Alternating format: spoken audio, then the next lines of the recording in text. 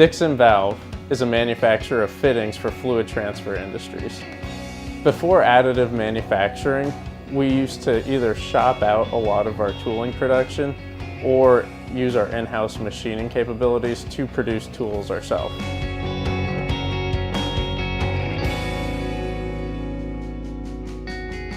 We're using a larger robotic arm to transfer many styles of our parts between two vertical turning centers.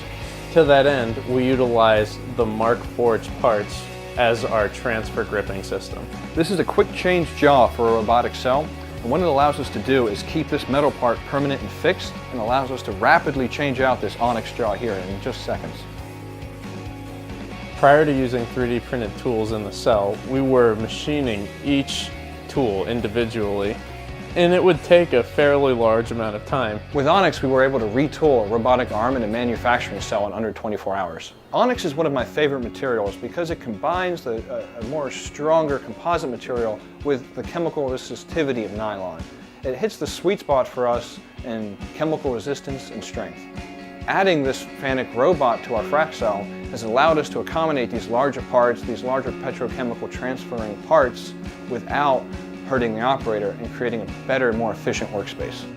We 3D print the tools that are picking them up now, which is pretty amazing.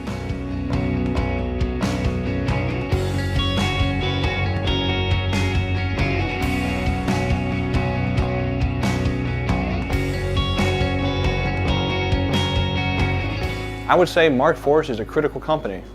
It's a critical component in our design process, and it's really changing the way we work to the point where we're actually altering our procedures and plans to accommodate this groundbreaking product.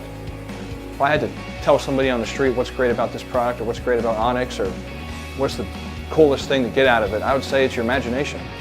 If you can think of it, you can create it.